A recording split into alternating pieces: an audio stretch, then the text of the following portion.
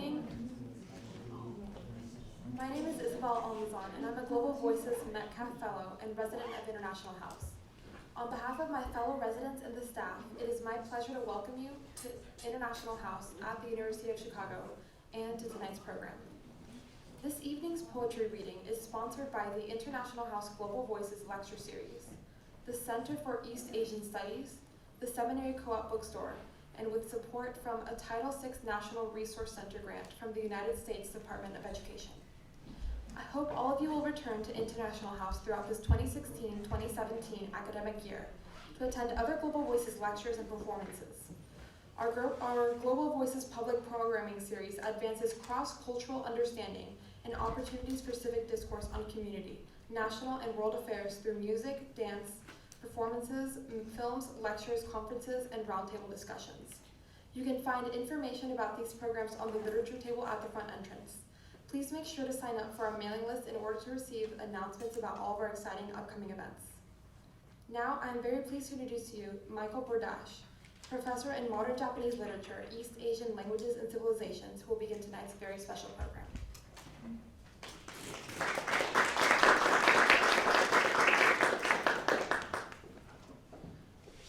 Thanks to all of you for coming this evening. Thanks to our hosts at International House for allowing us to use this space and co-sponsoring the event. This is the final event in a two-day workshop called Poetry in Motion. It has been an exhilarating, exciting, exhausting, wonderful 2 days.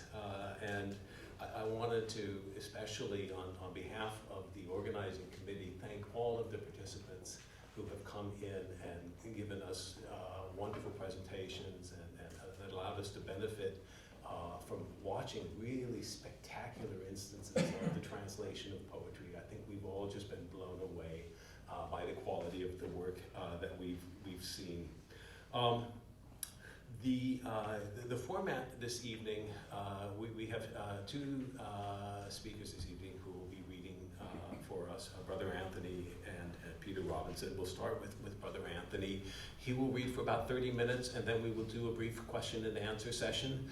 And then Peter Robinson will again read for about 30 minutes, and we'll do another question and answer session after that. And at the end of the evening, we will take the plastic off of the food. We will open the bottles of wine, and we hope that you will all stay and join us in a reception.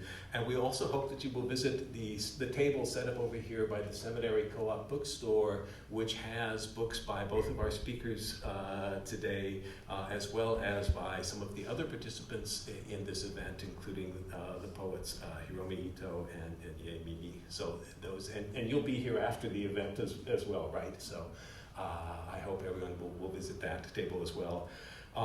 So that's the format that we're going to follow this evening. I'm going to now invite my colleague Kyung-hee Choi, who's a professor of Korean literature in my department, East Asian Languages and Civilizations, to introduce our first speaker, Brother Anthony.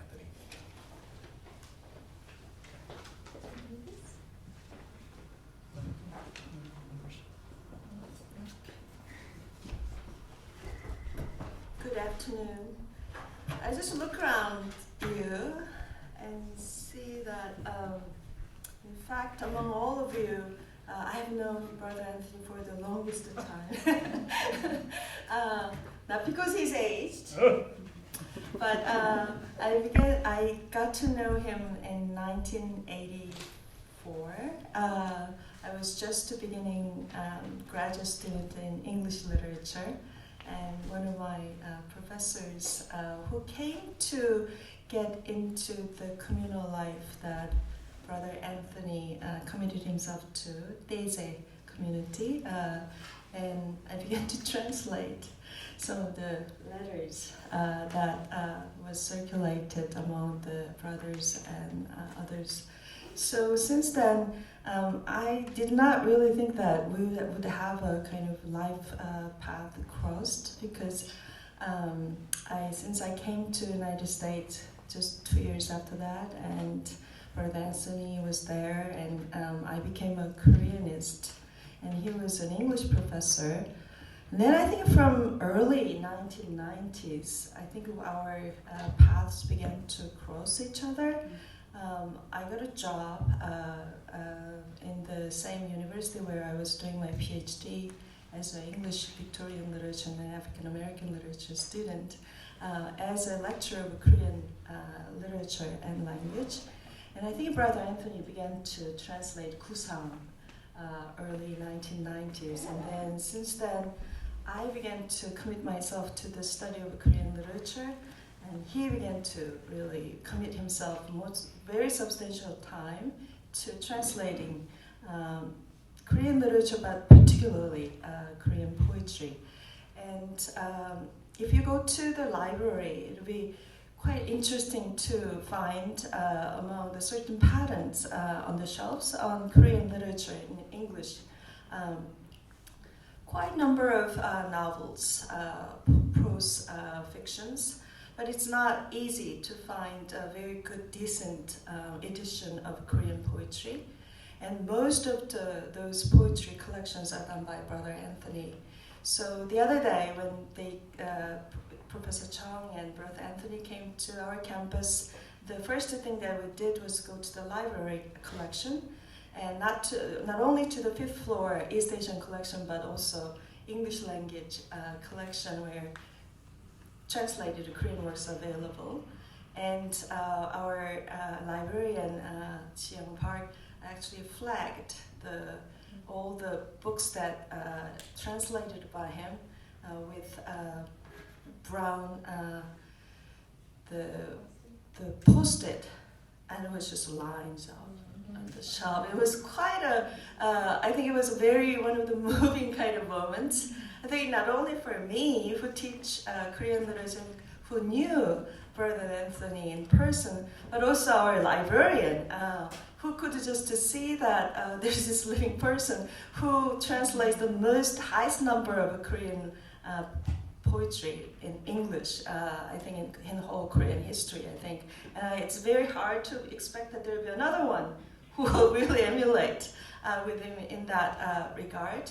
So he also has a very good website he developed. And I think that among all the Korean academics, he was a professor of English, medieval literature in English in Seogang University. And among all the academics in South Korea, which is supposed to be very advanced technologically even around 1990s, I think he is among the first ones who began to have a website, personal website.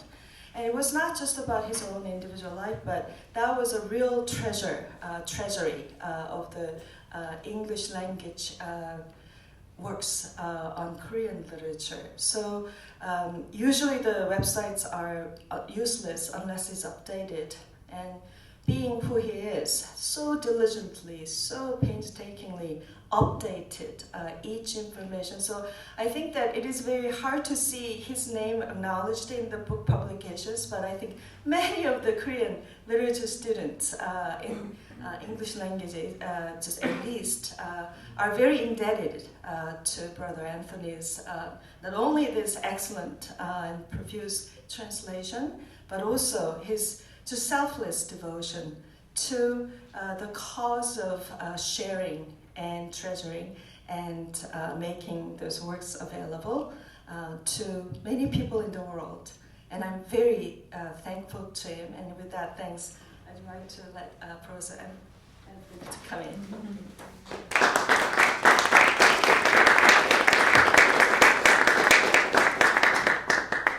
Thank you very much. Yes, we've known each other a long time. I'm very grateful to everybody who made it possible for me and Professor Chung Eun-gi to come and be with you yesterday and today, and meeting also a couple of very old friends. So we're going to start. First of all, the first two poems, Professor Chung will read the Korean first, and then I will read the English, so you hear some Korean, and then I will go on. Early last year, in the University of Hawaii, the University of Hawaii has an Asian literary journal called Manhwa, edited by Frank Stewart. and Manwa offered to have us do a sort of guest editing of a whole volume of Korean poetry. Some of the poems were already translated, waiting to be published, and we also translated especially a whole series of younger poets whose work is otherwise not available in English.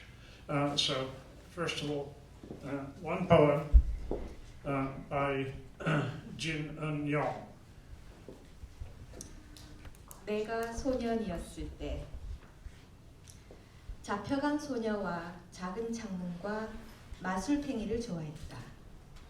여러 색의 가짜 이름 사과식초와 조금 슬픈 노래에도 부서지는 뗏목들을 좋아했다. 눈 감고 나무 계단을 뛰어내려가는 것. 삐걱이는 소리는 얼마나 아름다운지. 대마왕과 석유전쟁을 변명을 싫어했다. 얼음별이 노란 양털 담요 뒤에 떨고 있었다. 너희 낡은 동전들이 물방울 소리를 내며 고장난 분수대로 쏟아졌다. 내가 소년이었을 때, 네가 따준 자두를 먹고 싶었을 때, 검은 물방울 무늬 원피스 아래 돌처럼 무거운 가슴이 없었을 때, 소녀가 소녀를 사랑했을 때, 소년이 소년을 사랑했을 때, 엄지와 검지 사이 이상한 불꽃을 쥐고 있었을 때, 누런 시험지에 크다란 괄호들을 다 태워버렸을 때, 붉은 집의 페인트공이 되고 싶었을 때, 전쟁과 지나가는 여름의 차가운 피부에 불붙은 속옷을 껴입었을 때. When you were a boy, you liked a kidnapped princess, a little window, and a magic top. You liked the fake names of various colours, apple, vinegar, and rafts that shattered in songs that were just the least bit sad. Running down wooden stairs with your eyes closed, how beautiful the creaking sound. You hated Demon King Daimo, oil wars and excuses. The ice planet shivered on the back of your yellow wool blanket. Your old coins went pouring into the broken fountain with a clinking sound. When you were a boy, when I longed to taste the plums you gathered, when no bosom beneath the black-spotted dress was as heavy as stone, when a girl loved a girl, when a boy loved a boy, when I caught a strange flame between thumb and forefinger, when I burnt out the large blanks in a faded test paper, when I wanted to be the painter of a red house, when I wore fiery underwear on the cold skin of war and passing summer.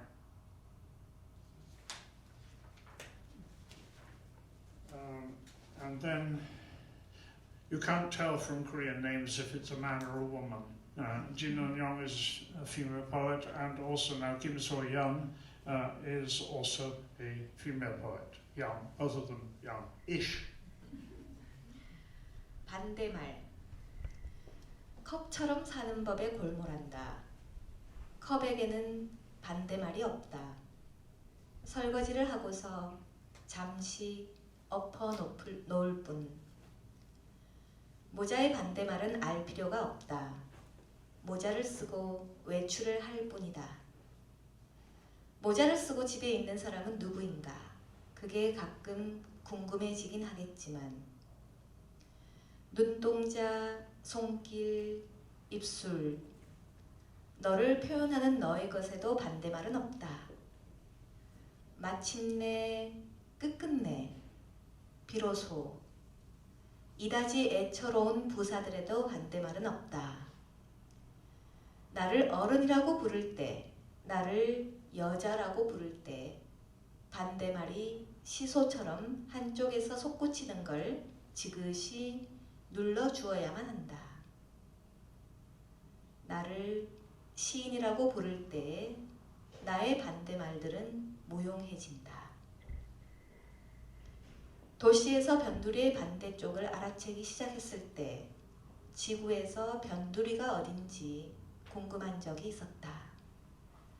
뱅글뱅글 지구 위를 돌리며 이제 컵처럼 사는 법이 거의 완성되어 간다.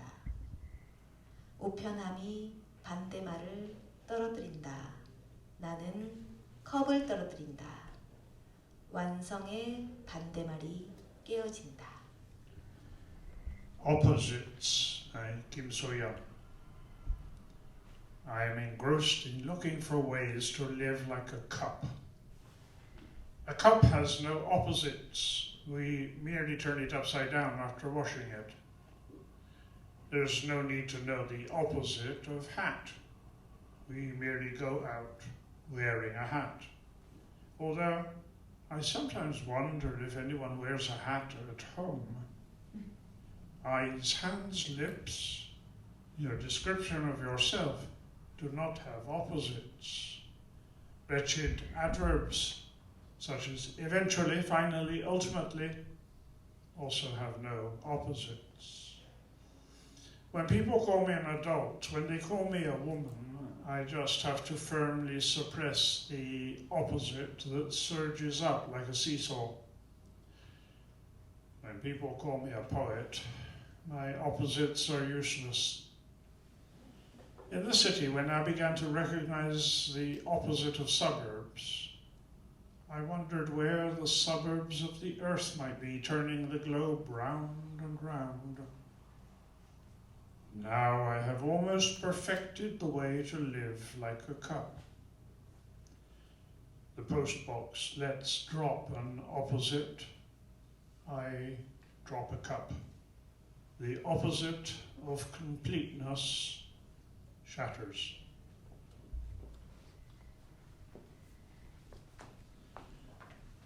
Last year also, Professor Chung and I published a volume of poems, which is not here. I published 6 last year, so you can't have everything.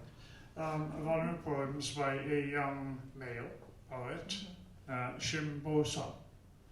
And the title of the volume is the title of this poem, 15 Seconds Without Sorrow.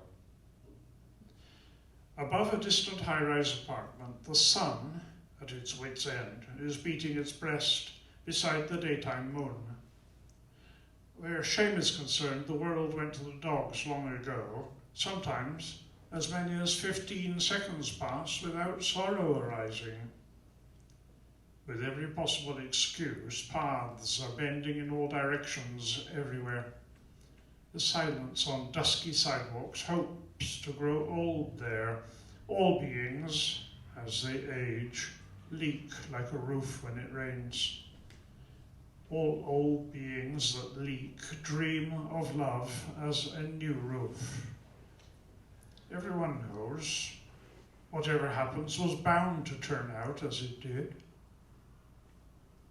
One afternoon, as the sun is squeezing out rays with all its might, the past, walking backward, falls over the apartment railings, and the future tumbles over right behind it. The present, being brief as a flower's day being the time it takes a flower to bloom and fade, is simply sad. A cat is happily nibbling petals. A woman is sipping chamomile tea. They seem quiet and peaceful. I stand aimlessly in the middle of the street. A man passes by on a bicycle, weeping. He's a human being, destined to fall over. In my head, the dream garden's dizziness is in full bloom. Now, about 15 seconds have passed without sorrow. I should get going, but no matter where, ultimately, the path is ending.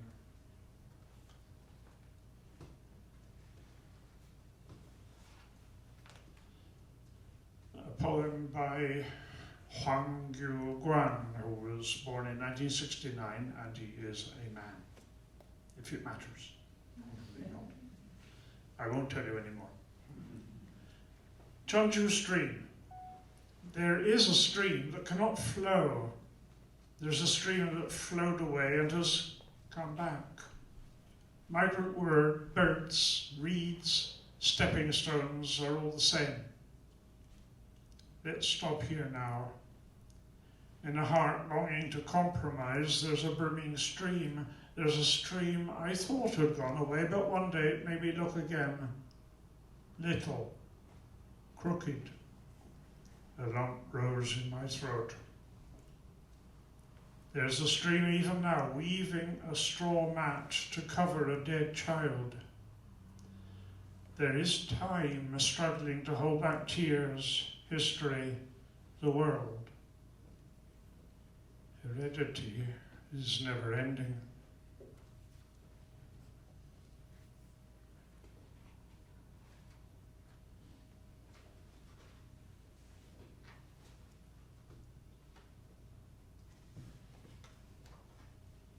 And here's a poem by Song Gyong-dong, who was born in 1967, so still relatively young, relatively.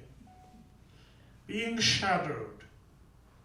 He eats meals with me, goes on walks, watches movies, goes on dates with me. He listens to my phone calls, exchanges text messages, reads and writes my emails.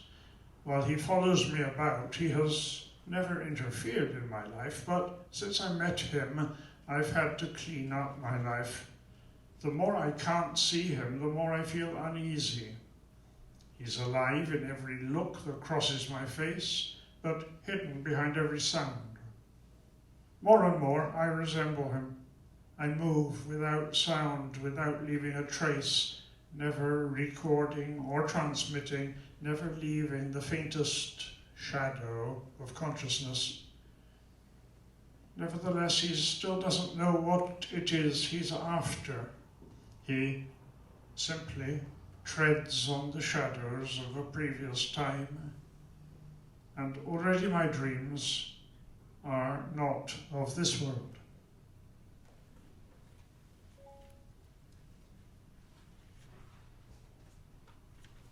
So this anthology has 44 poets. We're not going to read them all. But all of these are younger poets, and I cannot deny that they are sometimes quite difficult.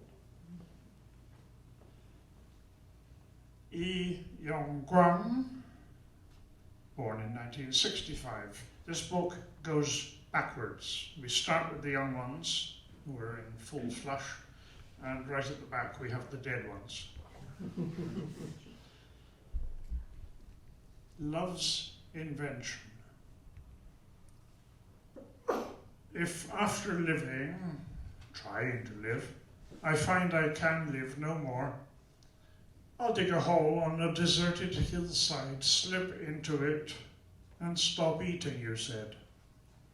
As if you would stand up and set off for the hills at once, if the nation were not at your side, like someone wrenching out his heart and holding it drunk, you said. Amazed, like lightning, I was obliged to invent love in a flash.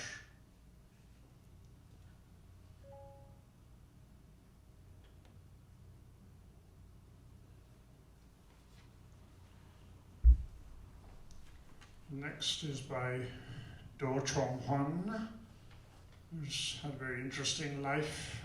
He was a teacher, and then he was put in prison for wanting a more democratic system of education. And he's now a National Assembly member. He's an extremely popular poet, what you might call an inspirational poet. Autumn rain. Today, autumn rain is falling in the place where yesterday we were together in love. In the forest that we loved, as we stood side by side and loved one another, leaves are falling. Here, where yesterday we loved and today leaves fall, I still yearn If tomorrow I leave this place, the wind will be alone, and while the wind is blowing, many others who will meet, love, part, and yearn will live in this world and then depart.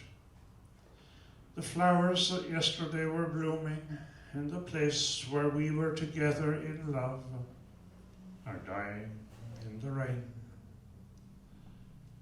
Do Chong-hwan married, they had 2 children, and just after the birth of the second child, his wife died of cancer.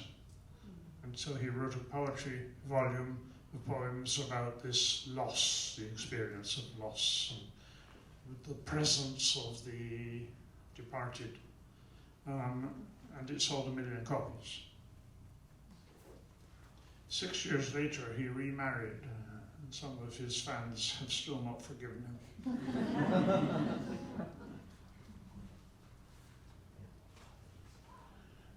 Ko Hyung-yeol is a poet who I hope will soon be published in the States by Parlor Press. And again, he's older, if you like. He's born in 54, and again, he's a fairly challenging poet. The place where the flower fell.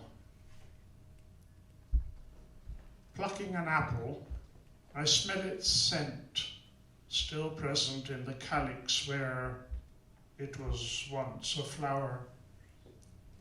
Where the flower blossomed, I still hear the sound of a bee that had landed and wept.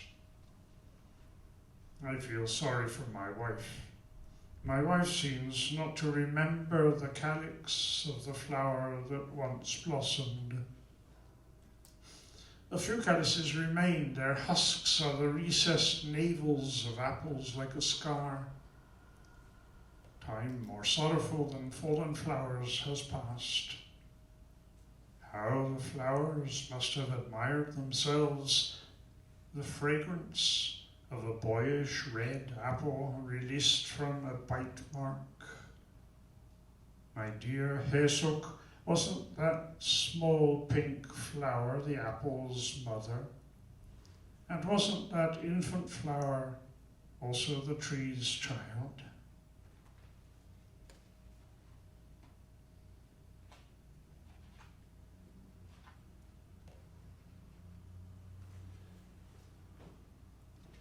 Kim Sung-hee, who is a woman, a colleague of mine in Sogang University in the Korean department there, she's retiring in July, is one of Korea's leading feminists, surrealist poets. And she's a very fine poet. And so a couple of poems from her most recent collection. Dream of someone free. Someone free. That's a misunderstanding.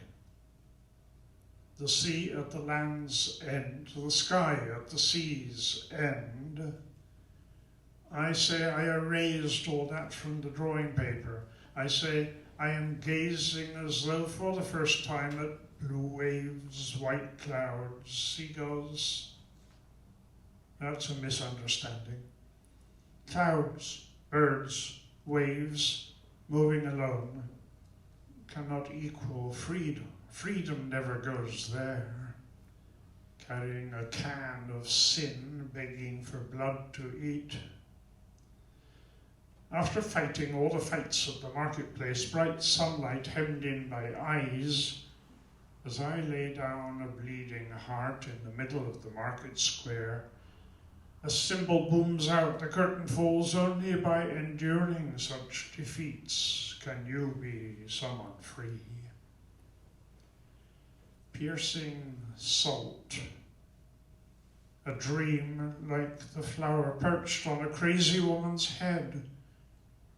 We call such things prisons, hope's purgatory. And then plum blossom is mighty. Not sure about other things, but under that mass of ice and frozen ground, a bear sleeps its winter sleep, and the path Orpheus took in search of dead Eurydice will go winding down. Even more vulnerable than a hibernating bear is a human being. Humans tremble. Even more frail than a human is an otherworldly musician, Orpheus, who broke through the ice and set off for the other world. Orpheus, who lamented death, who wanted to bring death back to life. He failed. Eurydice had already died, then she died again. And when the river melts, Orpheus's head and lyre will float with the current. Before his spirit blossoms, plum trees blossom. Plum blossom is mighty.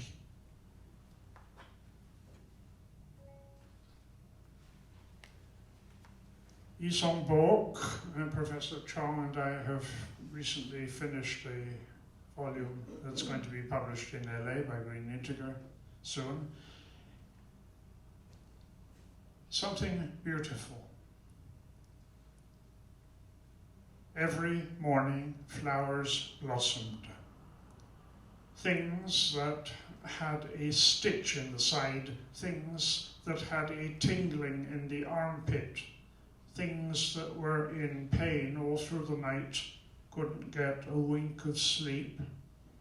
In the morning, something I grasped by chance, something my hand grasped. I didn't know it was something beautiful.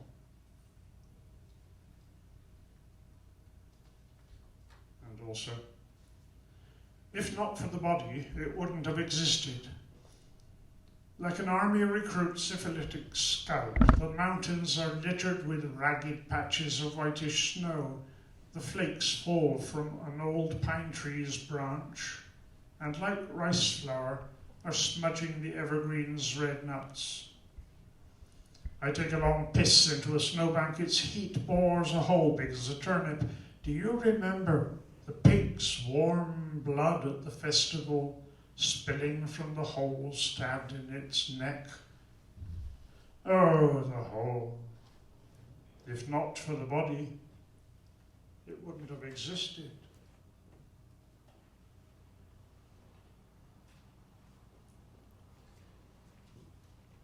Ishiong, I published recently, a few years ago, he likes writing short poems.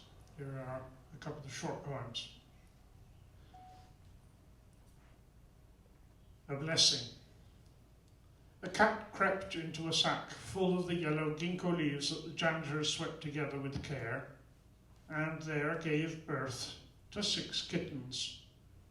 Those delicate creatures, their eyes not yet open, shaking their heads in the dazzling sunlight, looked just like God as a baby.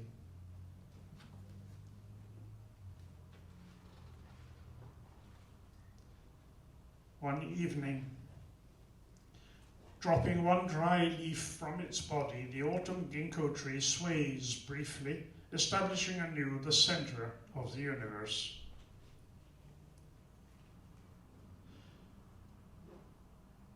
Morning.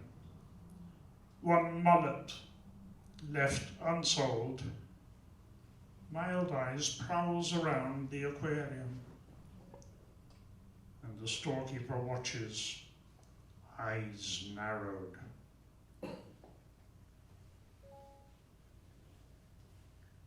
Evening scene. After finishing the evening's work, the man in Bommy's fruit and vegetable store below Hannah Mart is watching a TV soap next to his wife, laughing, his head inclined to one side. If there's anything on earth that looks like God, I reckon that's it.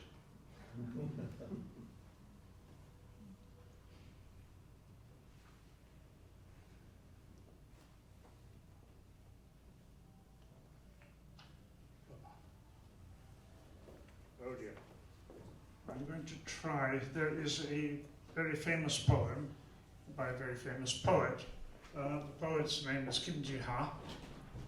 And in the 1970s, he published a long poem called Five Bandits, for which he was more or less put in prison for life, or at least for a very long time, under the dictatorship of Park Chung-hee. And the Five Bandits are the five forms of corruption that he detected in Korean society. And in the course of the poem, he imagines a banquet held by the five bandits in their palatial mansion. At a time when Korea was extremely poor. And so this poem is actually really meant almost to be chanted as a pansori, Korean style poem. So he describes, first of all, the contents of this mansion. It's a bit long. And it's no ordinary mansion. Nacre cabinets, mat surface, steel trunks, phoenix adorned dragon chest, dragon adorned phoenix chest, a chest with 3,333 levels, flowered wardrobes ornamented with painted carnations, a jade salver the size of a playing field, candlesticks in gold, silver, and bronze, soaring high as buildings, electric clocks, electric rice bowls, electric kettles, electric chopsticks, electric vases, electric mirrors, electric books, electric briefcases, iron glassware, clay woodware, chosen celadon, white porcelain from Goryeo, Picasso's hanging upside down, Chagall's hung sideways, orchid paintings by Sokpa, glossily mounted in gold lacquered frames, 400 scroll paintings, 8,888 paintings of mountains, rivers, flowers, birds, butterflies, people, all crammed together, pewter, earthenware, Tang vases, Japanese vases, American vases, French vases, Italian vases, a television sheathed in a tiger skin rug, a Sony recorder in a market dress, a Mitchell camera on a tortoiseshell table, an RCA projector beside a coral bookcase, a Parker fountain pen in an amber writing brush holder, chandeliers with candles lit, castor oil burning, standing lamps in direct, straight, curving, bright, dark, gorgeous, discreet ceiling, floor, wall lighting. And as he beholds all the other things, he sees the food on the table. And the cosmos trembles at the sound of him gulping down flowing saliva, broiled cow hair, fried pig's nostrils, goat's beards in batter, boiled deer horns, shish kebab of four-footed chicken legs, dried peasant fins, tempura of bream wings, pickled corvina's toenails, the ears of croakers, bass, amberjacks, flounders, and sweet fish, cut off and served up raw in salads, stews of the skin of octopus and sea slugs, pork cutlets of beef, beef cutlets of pork, soup of bloody swellfish, fresh chestnuts, broiled chestnuts, crab apples, pear seeds dried and wrapped in gold foil, banana rice punch, pineapple punch, sugar-coated fig flower petals, honeyed cookies made of wrong light beach, honey cakes of methadone, saccharine condiments, poached frog spawn broth, lentil jelly, seaweed jelly, magni putrescent fruit liquor, suntory, cassia angelica liquor, champagne, pine needle liquor, dry gin, shrimp liquor, absinthe, aralia liquor, Johnny Walker, wolfberry liquor, white horse, mountain hermit liquor, Jim Beam, panacea liquor, Napoleon cognac, rice wine, rice hooch, soju, sake, firewater, cowering spirits, vodka, rum. There's lots more. Shin Kyung-nim, who was born in 1937, after writing publishing a few poems in the 1950s, for 10 years vanished. He became a wandering worker, laborer, merchant, whatever. And then he came back and he wrote his first collection of poems about life on the poor side of poor Korea. Farmers dance, but the farmers were not dancing for joy. In the dark, the stench of blood was carried by the rain, and sobbing could be heard in the wind. It was summer, but the streets were frozen white. Folks had shut their gates and hidden indoors. Could all those past deaths have been in vain? That year's bloodstains were still on the grass and rocks in the hills where I had gone taking the kids. In the darkness of night, all the grieving spirits would wake and fill the deep valley with their keening.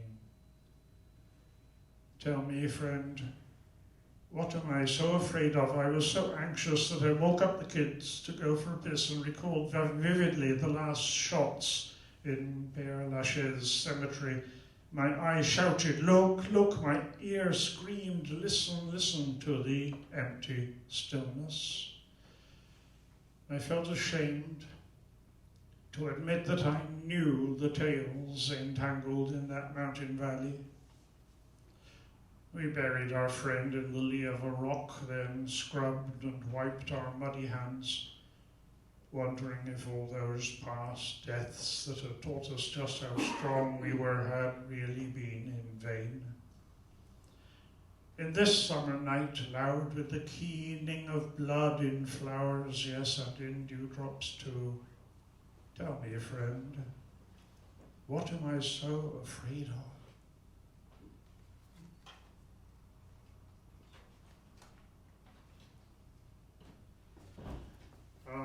I have translated a lot of the poems of Ko Un, Korea's most famous senior poet, and a few years ago he published a huge volume of new poetry, untitled poems, about 600 and something untitled poems, 1,000 pages long, the longest sort of new volume of poetry I think anybody ever published.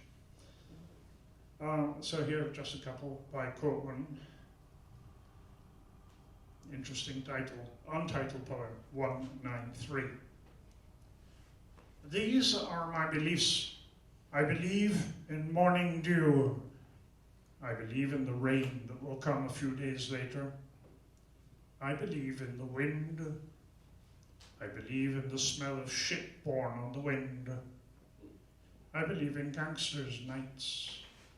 I believe not in truth, but in the fact that truth changes.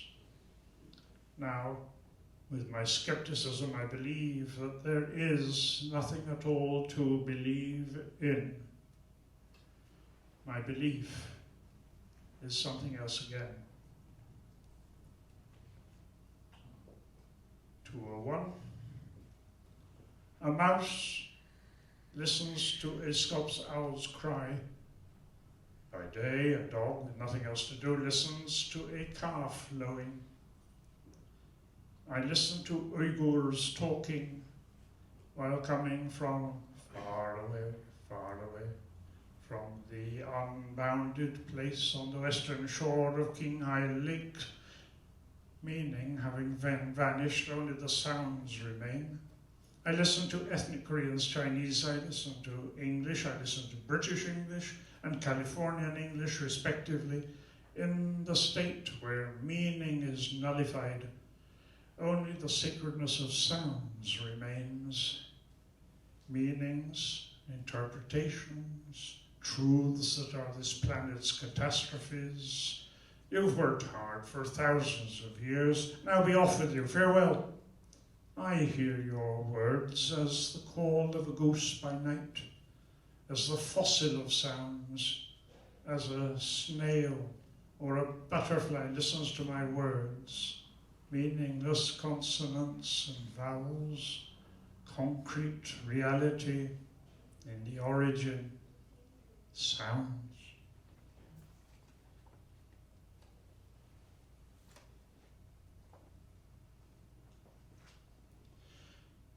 "485. The sun is rising. Today too, I will fight. Today too, I will lose the fight."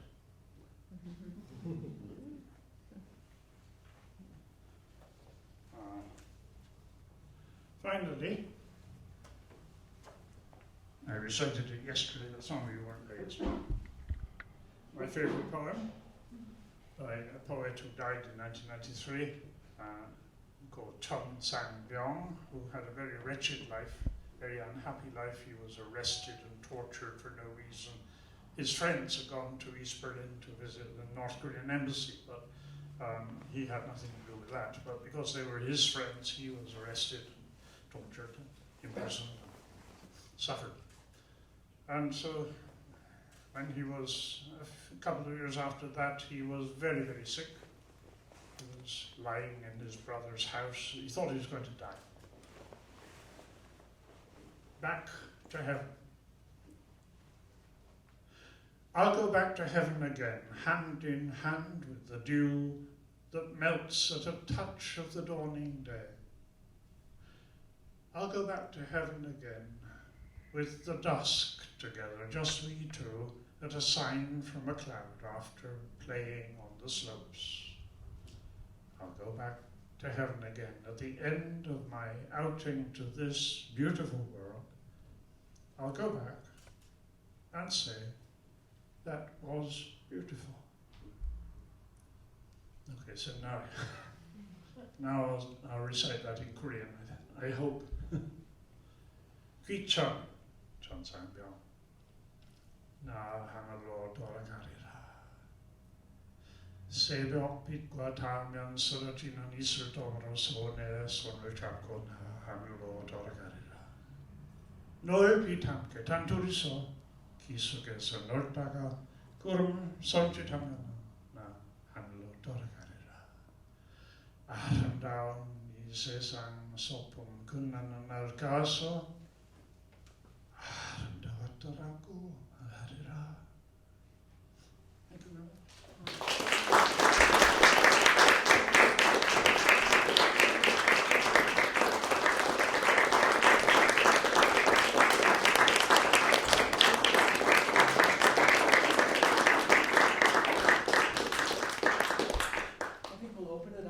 Questions, comments, responses, if there are any?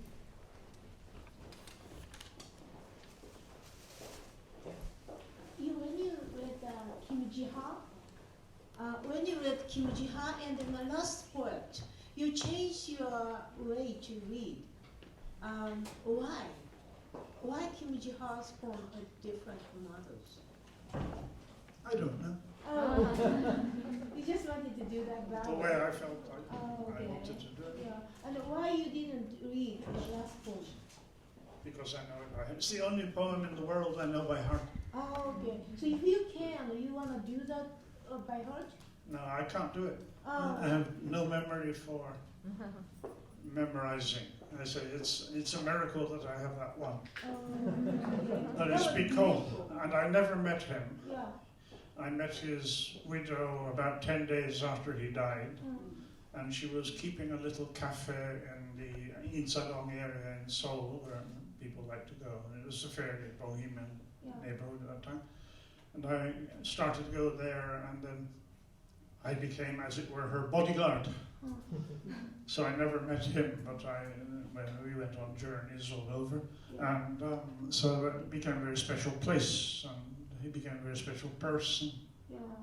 So, and he's in a way the most he's for a long, long time been the most popular poet because he had the heart of a child. Oh, okay. He had no sort of, I'm a poet, no. But actually after writing that poem, he came back up to Seoul, and in 1971 he vanished, and his friends thought he had died and been sort of dumped somewhere. But then later they found that he was, and they published his poems, a collection of his poems in memory, and then they found that he was in the asylum. He'd had a kind of breakdown, total breakdown. So that was also dramatic. And then, so the sister of a friend of his then started to visit, and he recovered, and she then became his wife, but they had no money at all. And she then opened this little cafe as their means of support. What beautiful. Thank Oh, you. it's Really it's beautiful. Dan used to, we went there, didn't we? Yes, Yeah. years ago. We actually did a collaboration, Skype collaboration with you and your wonderful collaborator over there. Yes. Right. More. Yeah. I think we were all probably stunned at the sales figures of the volume of poetry you mentioned, selling 1 million copies. Obviously, that's an extraordinary amount for a poetry book in any society, but how does it, what's the reading public in Korea? What does a bestseller normally come in at? Do you know why it sold 1 million copies? Koreans, in those days, Koreans did buy books, and they tended all to buy the same book, because I must have the book that everybody is buying, and it didn't necessarily mean they read it, but you had to have certain books because they were part of, being part of it. But also, of course, because nothing is more precious to the Korean heart than Ibyoil, parting, separation, loss. It's the elegiac. Yeah? But in every way you find all the time this experience of sort of, you can't do anything about it. You've come together, you've had moments of happiness, and then life takes you away, takes you apart, separates you, whether it's death or whatever. And that is the sort of origin, one of the main origins of what the Koreans call Han, which is hard, impossible to translate. I mean, lots of cultures have a kind of Han, but Korean Han is very often female.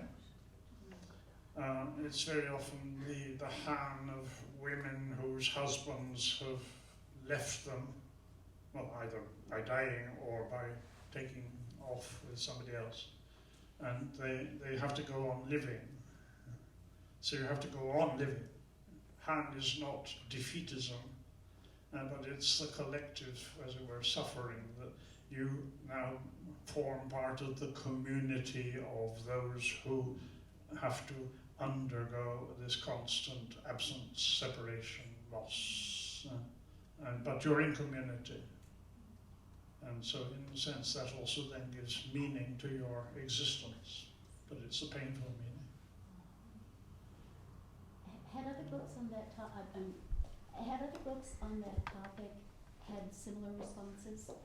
Or was that an unusual? Oh yeah, it's a basic theme in Korean art, cinema, fiction, experience.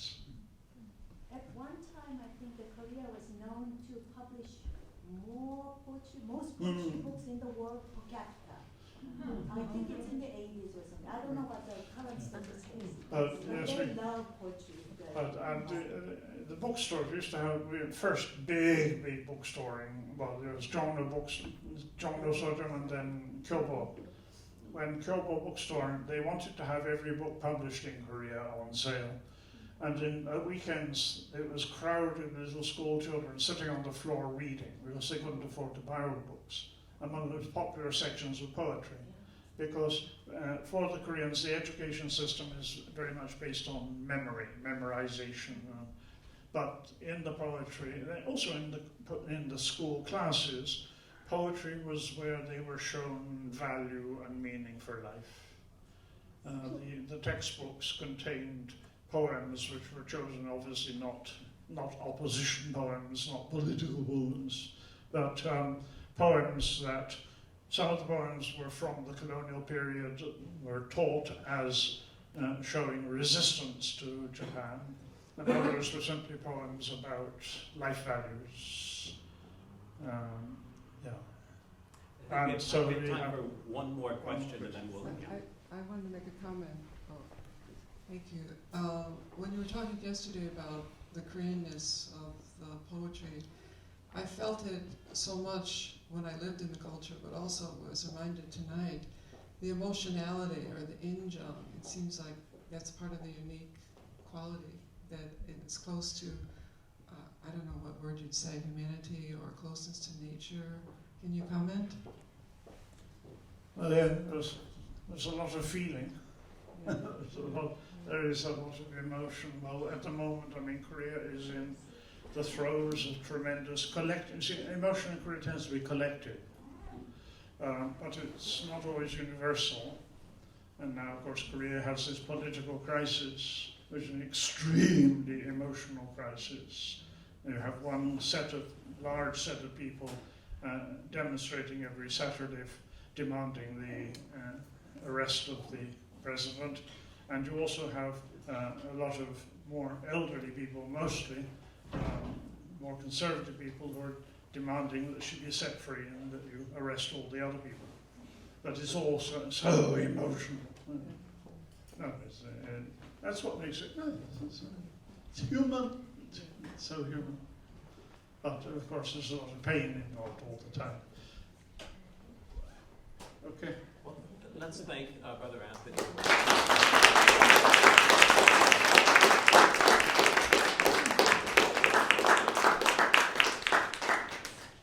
And now it's my pleasure to introduce our second presenter today, Peter Robinson. I first met Peter Robinson in 2000. I was a visiting scholar at Tohoku University in Sendai, Japan, studying Japanese literature, and the English department was just down the hall from the Japanese literature department. And I started hearing rumors from my colleagues in the department about this strange man from England who had an office down the hall and who played Bob Dylan music all the time. And I thought, well, that's good enough for me. And I was walking down the hallway waiting, and one day, sure enough, I heard faintly Blood on the Tracks playing, seeping out the office door, and so I knocked on the door and said, I heard that there's a strange man from England here who plays Bob Dylan records, and that's how I met him. Yes, he fessed up. And so that's how I first met Peter, and didn't know at the time that he was one of the leading poets, contemporary poets in the United Kingdom.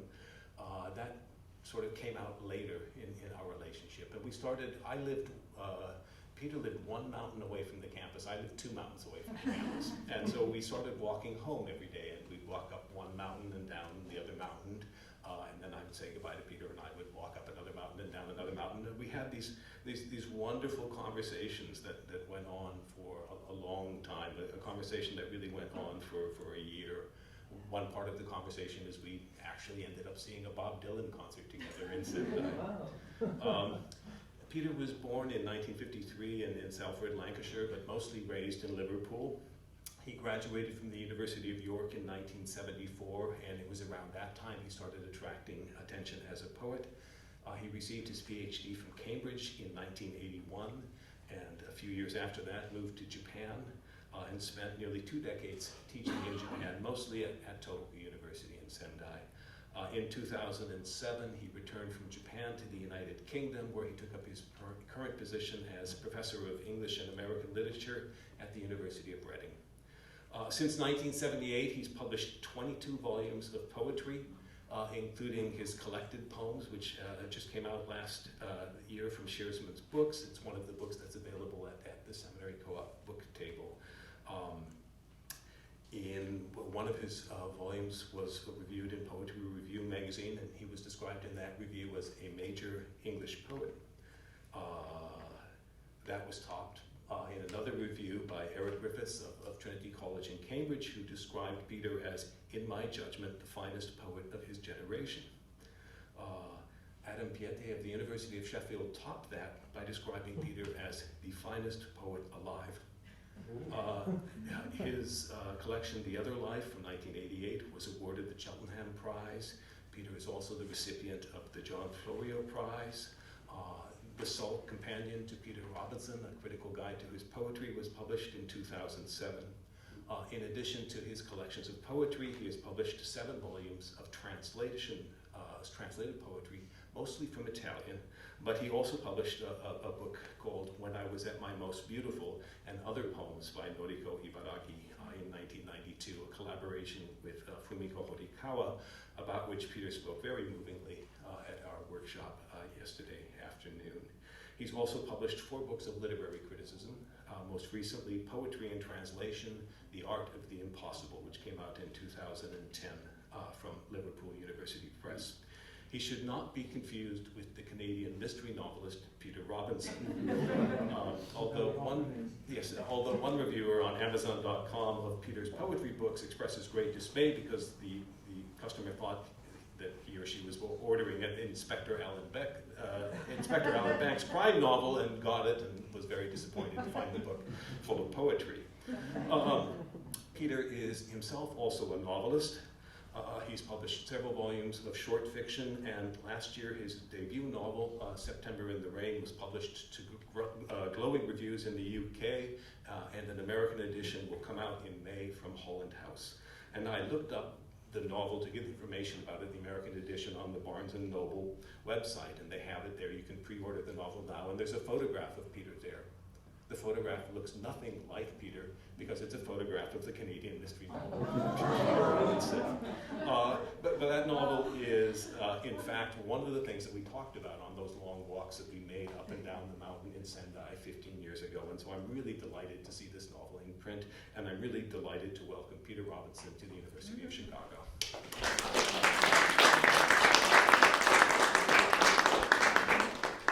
Yes, I'm hoping that the confusion between myself and the Canadian detective novelist will help the sales of the book. We have microphones here. No, I'm going to stand up and shout, if that's okay. I mean, I'll stand close to you and just talk. I mean, if you can't hear me, put your hand up or something when I'll speak even louder, but I'm sure it'll be all right. I thought, given the nature of the occasion and the wonderful time that we've had here, and the theme of the conference, that I would only read poems that are set in Japan, and I'm very pleased to be able to announce that I think most of the poems that I'm going to be reading are going to be republished in next month in Japan in a bilingual edition. Somebody who's a friend of ours has spent a lot of time translating them. And the other thing I thought I might try to do, where relevant, was to try to show the influence of Japanese poetry on some of these poems. And in fact, the first one I'm going to read is called Lost Objects. It was written in about sort of 1990 in Kyoto.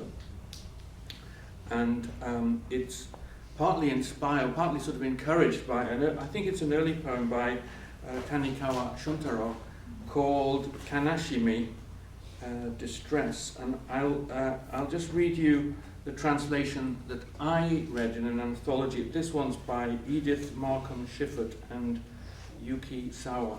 So this is Distress by Tanikawa Shuntaro. By the place where the sound of the blue sky's wave is heard, I feel that I might have lost something terribly important. At the station of the transparent past, when I stand in front of the lost and found counter, I have become even more distressed.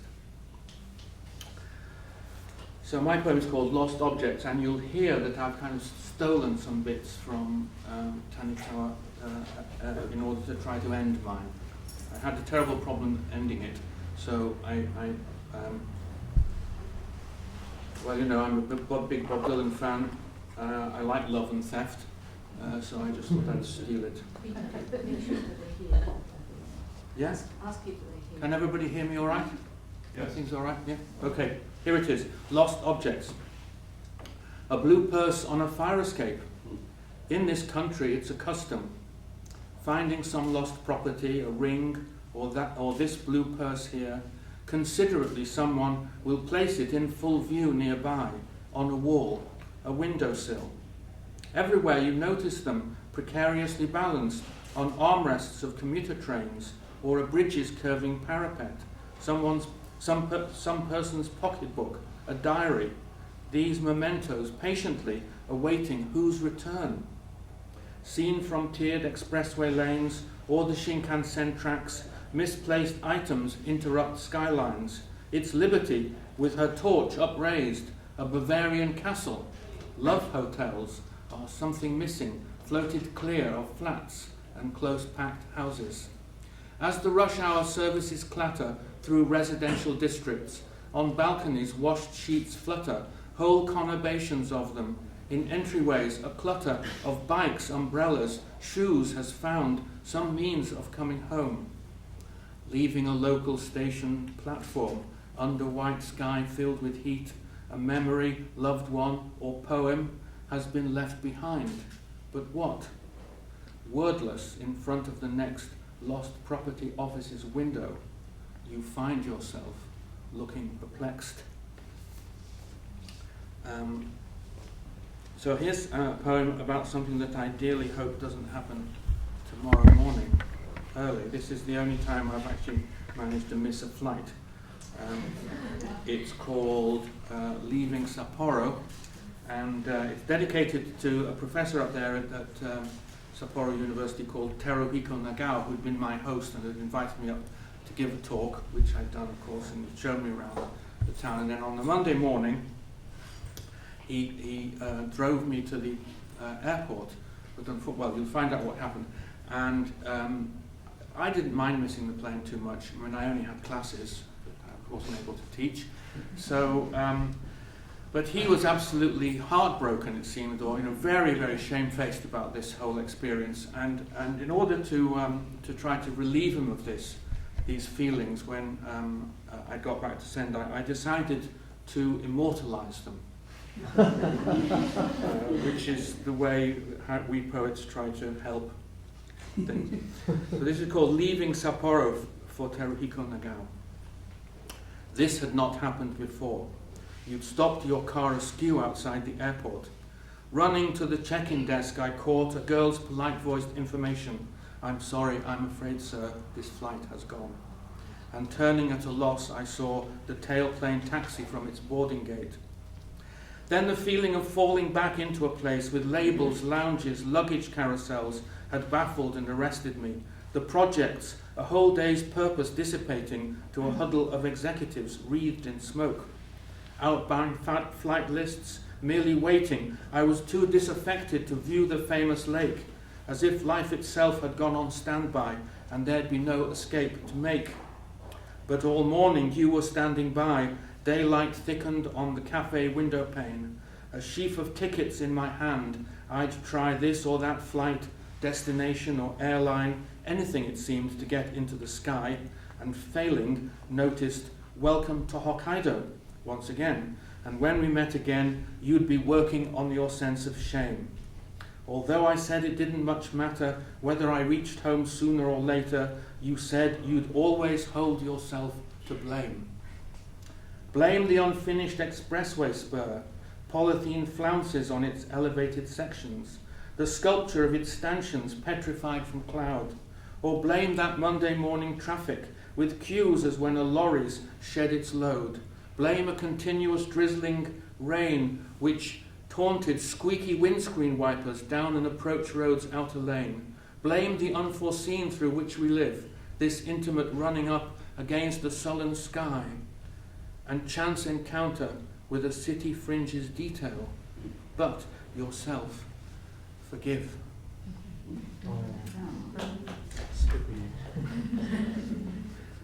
So here's one. This one is actually about translating and the problems of translating to some extent. It's also about my professor in Sendai, the first professor, head of the department in Sendai, was called Zenzo Suzuki, a specialist in 18th century studies. And he showed me an article that he'd read about the relationship between the idea of close reading in English departments and the way that some of these close readers and enthusiasts had been trained as spies. So it's about sort of spying and the reading of poetry. And in fact, it is a sort of interesting and curious fact that I think his name is James Jesus Angleton, the one-time head of the CIA, was actually an English literature specialist. And there's a painting, there's a photograph of Ezra Pound on the top of his house in Rapallo, taken by James Jesus Angleton in 1938. So this poem is partly about the connection between poetry and spying, and connected with the story that when Basho went on his famous journey to the deep north, the Oko no Hosomichi, he was in fact spying for the Edo government. I don't know whether this is true or not, or to what extent it's supported, but we were certainly joking about it in Sendai on the day that we went to Yamadera, which is one of the famous places on Basho's tour, where he wrote this one, which I shall try and read for you in Japanese. It goes, Shizu kasaya iwa ni shimi iru semi no koe. Something like that. So here's the translation of it, which is the epigraph for this poem called Deep North. What silence penetrating rock, the voice of the cicada. So here's the poem, Deep North. On the platform at Sendai, waiting brought up this example. Were there one or more voices in his cicada verses? Silence penetrating rock at a local mountain temple? They're plural, you reply. And were close readers of the English graveyard school code breakers redeployed once hostilities had ended?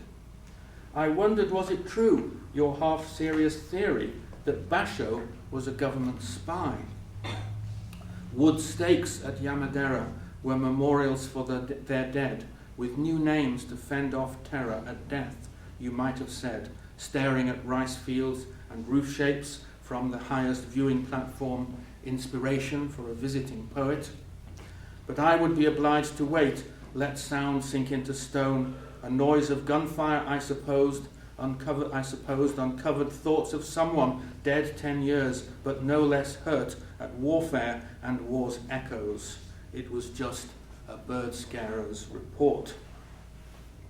And there's a later poem I'm going to read a little bit further on, which has the same epigraph, and which is a sort of return to that very same place. Here's one, also set in Sendai, and inspired by two little discoveries.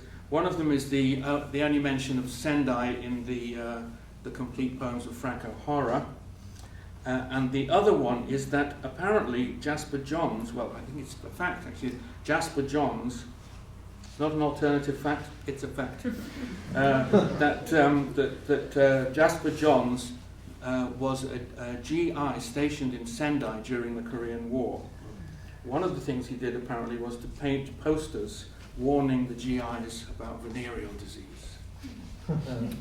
And this little poem here is called Coat Hanger, and as you'll know, one of the things that Jasper Johns did do was to take a kind of wire coat hanger and kind of scrub charcoal all over it and turn it into a sort of minimalist picture. So here we go, this is called Coat Hanger. Pegging out shirts on my first floor balcony, I happened to notice a white wire coat hanger dangling from one low branch of the tree right by our neighbour's garden.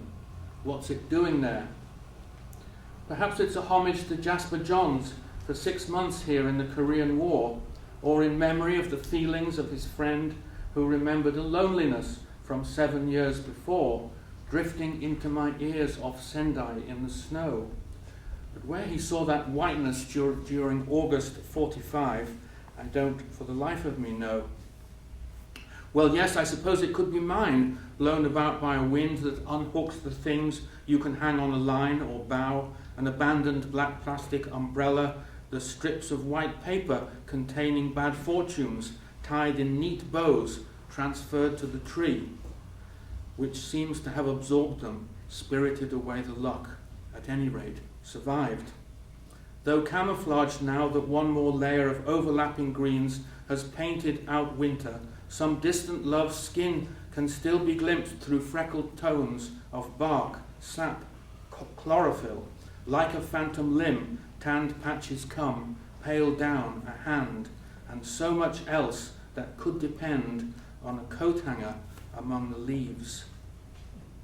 Perhaps I should have explained that in the third verse there, I'm just reporting what I think is a very common custom in Japanese temples, shrines where if you pay some money, get a little fortune thing, and if the fortune is bad and you don't like it, and you tie it on a tree in order to transfer the bad luck to the tree and away from yourself.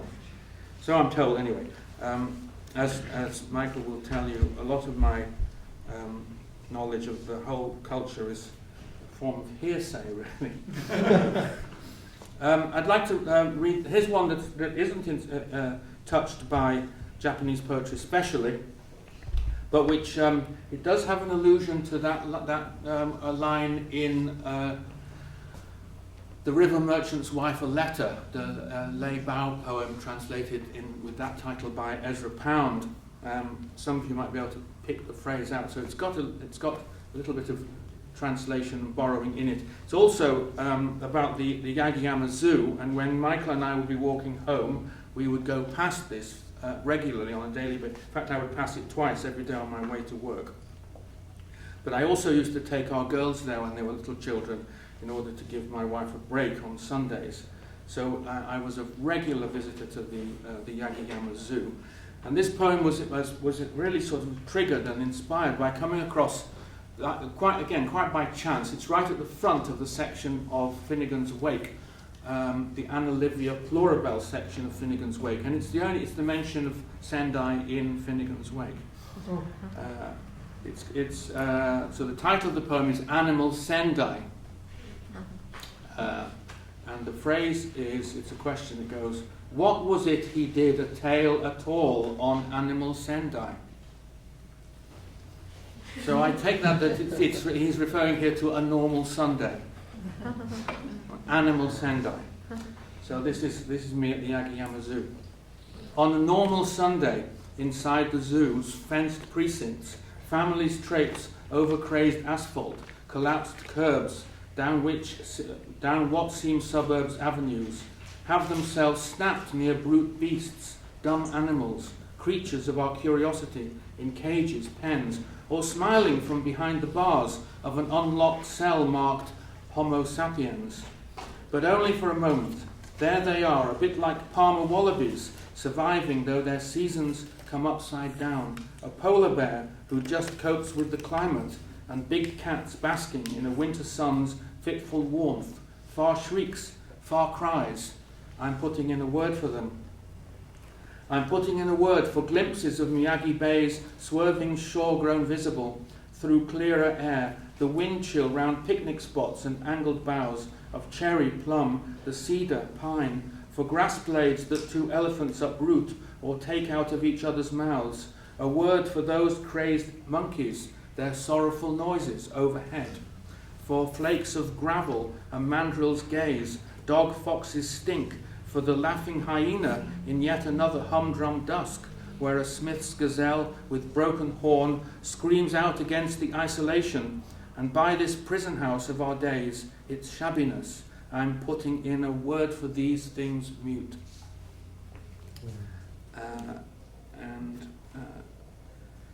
Perhaps I could just, here's a tribute, here's a little love poem, kind of love poem, cupboard love poem really, I'm afraid.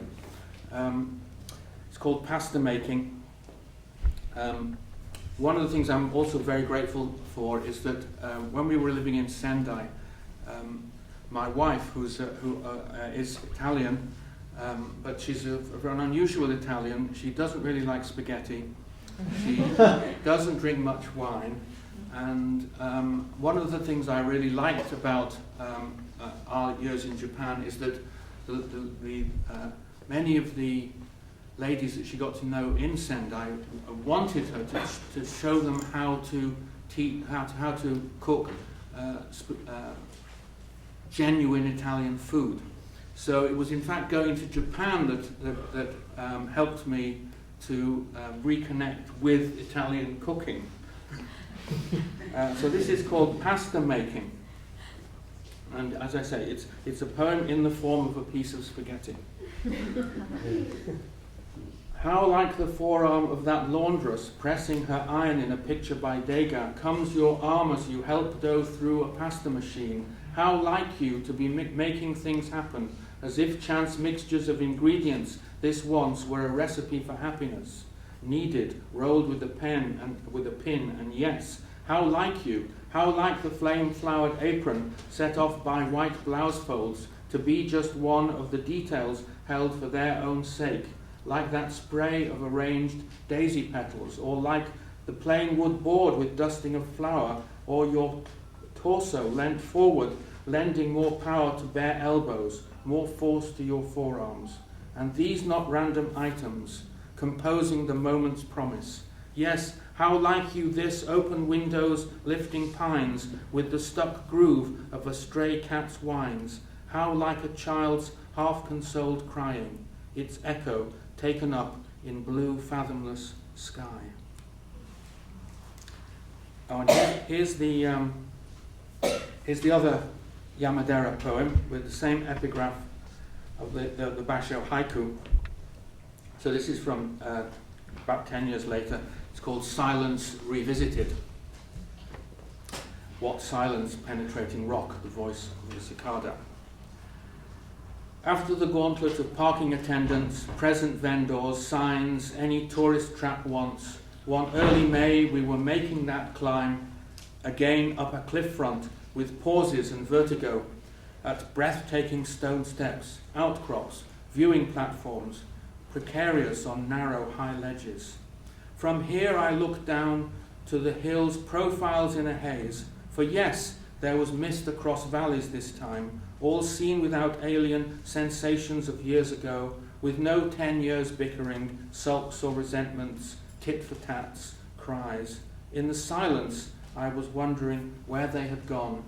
Here again, the eyes have it. They're ravished by ivy inching along a wall, the azalea's moment under bruised skies, and because by temple plots I was tempted still to pick a quarrel, but thought better of it.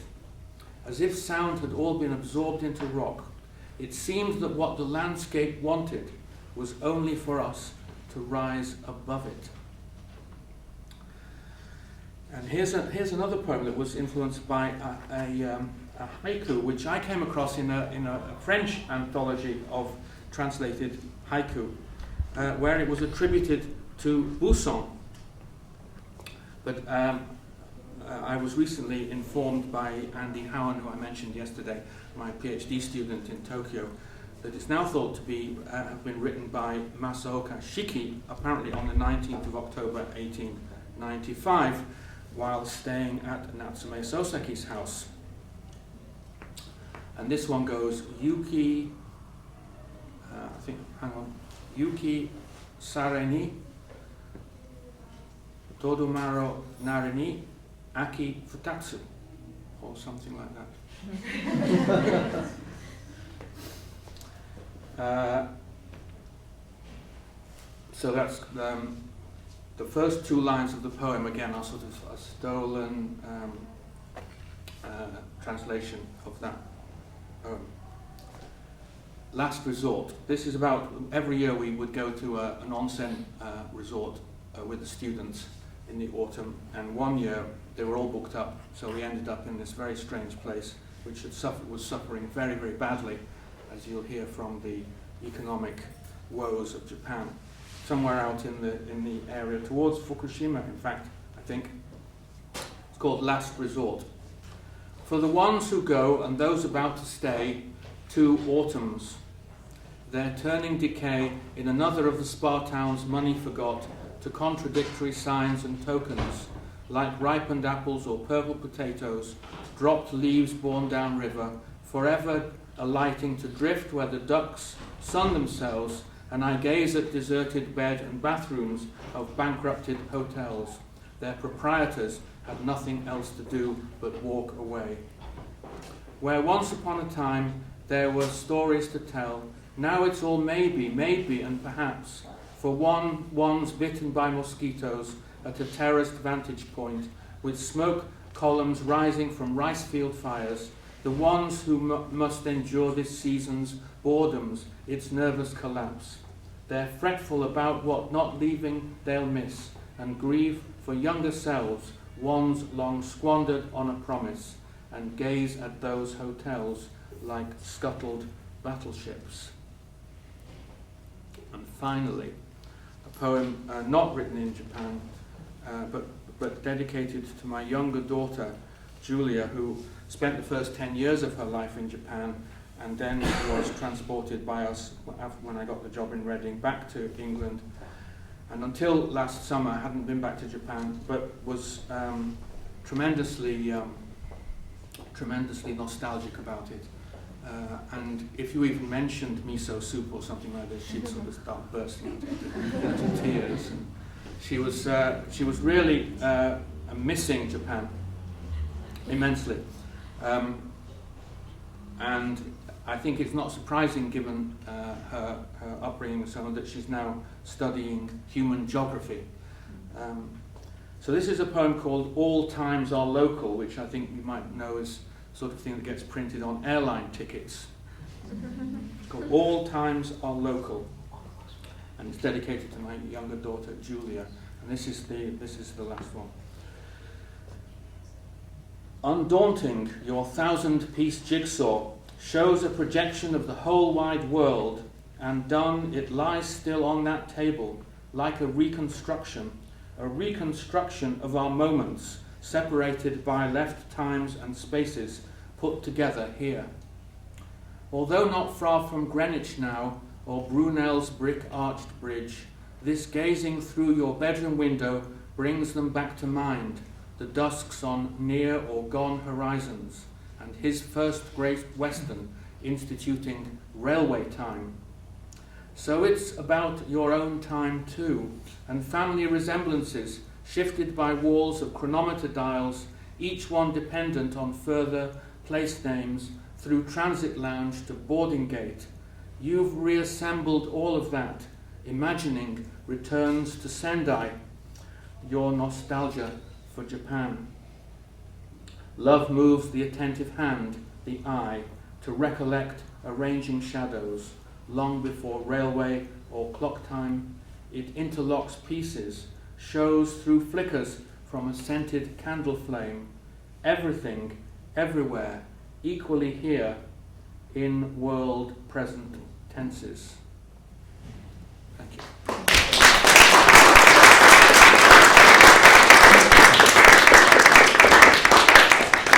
Again, I think we'll open it up for questions. Hi, thank you so much for coming to Chicago. I'm from Sapporo. Yeah. And it's nice surprised to hear about the poem, not about Sapporo, but the incidents in Sapporo from British poet in Chicago.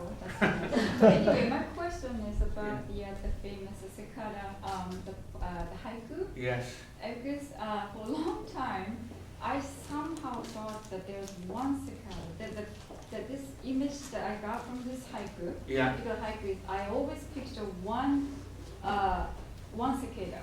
Yeah. And a couple of years ago, I was talking to my friends, and almost my friends said, no, there's a bunch of cicadas. What are you talking about? So ever since, I've been asking friends that, do you think it's one cicada or the several cicadas? Well, you can't tell, can you, from the haiku? It just says semi no komi. Sorry? There's never just one cicada. Well, I think that's the thing. I think isn't it a sort of it's one of these. We were talking yesterday about context and issues of translation and context.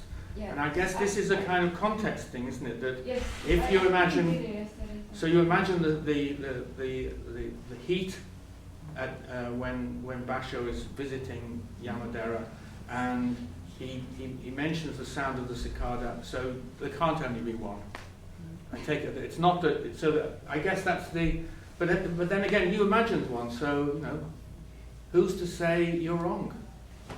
Yeah, because again, like in Japanese, you can't have the singular plural. No. So that's why somehow, maybe my childhood, I thought there's one cicada, and this eventually it printed in my brain, and I can't rid of it. So as a poet, what's your opinion? I know there's no right or wrong. What's my opinion about how many cicadas there are? Is this the one cicada, or that there's many of them? Well, you see, this is the point. We were standing on Sendai Station waiting to get the train to Yamadera, and in fact the now dead, I'm afraid, poet Charles Tomlinson, the British poet Charles Tomlinson and his wife were visiting us. They'd given the reading at the university, so we were taking them to Yamadera. So in fact there were 2 poets on this trip. And it was very, very, very interesting because Charles is a very, very professional poet, and as we were travelling back from Yamadera, he got out his little notebook and started writing down the names of the stations. And so he was actually taking notes for the poem, which he eventually did write and publish. It's the 3rd part, I think, of a poem called Zipangu, the sort of the Marco Polo name for Japan. So both of us went, and we both wrote poems about it. The poems are rather different. Both of them contain references, the government spy thing. Was Basho a government spy? I believe some people think that the person accompanying him, Sora, was a spy, but Basho wasn't. But there's anyway. I think Professor Suzuki, who had a wicked sense of humour, might have been teasing us about this the whole time. Anyway, I did ask him about how many cicadas there were, and he said there's many of them. But I don't think you should lose that very nice idea of the one cicada, tweeting away. So I don't think that solves it. But I was just curious. I loved your reading. It was great. It really was. I can't wait to buy your book. But I was struck by how many poems you read today were about the kind of transit. Passing by something. Going through the train, seeing sights outside. Yeah. Kind of never, or sort of being somewhere but not having quite arrived yet. And I was wondering, is that just the coincidence, the pieces that you chose tonight, or is that? Or I is think that the whole kind of book is like that, actually. Oh, great.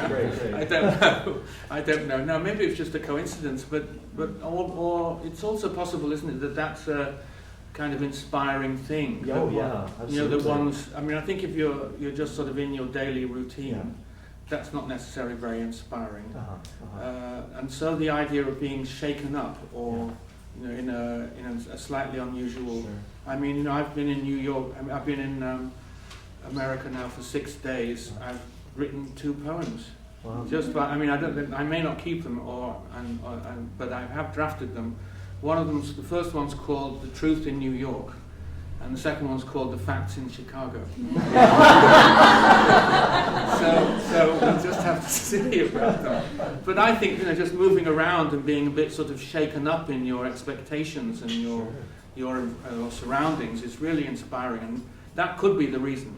Although obviously in those years in Japan, we were the whole experience of it was something which became very familiar, but never entirely familiar. Yeah, that's what I wanted to ask about that kind of sense of being on the outside and kind of looking in. Well, I was on the right panel yesterday. Yeah. That is a strong experience, actually, and I don't know. I was moved around a lot when I was a child. My father was an Anglican vicar, and he would move from parish to parish. So I would be moved, rather painfully the way that we moved our children when they were about 10. But so I too have, in a much smaller scale, I have that sense of sort of multifaceted childhood, where one day you'd be here, the next day you'd be somewhere else. So maybe that's the roots of why I'm right are connected with that. That's also one of Hiromi Ito's great themes, is moving your children back and forth in place. Maybe one more question or comment or reflection? I'm sorry that my question is really silly, but what was the reason they were late? Why you missed them? And we'll keep this in mind tomorrow morning so it doesn't happen again. Yeah. It was because if you get the chance to read the poem, the final verse in a way is the sort of explanation for it. There's traffic. There are roadworks. There's too much Monday morning traffic. It's raining. The traffic is going very slow, and Professor Nagao had miscalculated how long it would take to get to Sapporo Airport, and so I think those are the reasons, but they're all kind of given. So that's where it goes, sort of blame this and blame that and blame the other. Those are the reasons. And so I'm trying to sort of blame it on the circumstances. Don't blame yourself. That's the theory of the poem. Well, I hope we can continue this conversation for a few Thank you minutes much. longer. Thank you very much, everyone. And let me remind you that on my left we have the book table. On my right, I see 2 bottles of wine and ready. So choose your sides. But join me in thanking both Peter Robinson and Brother Anthony.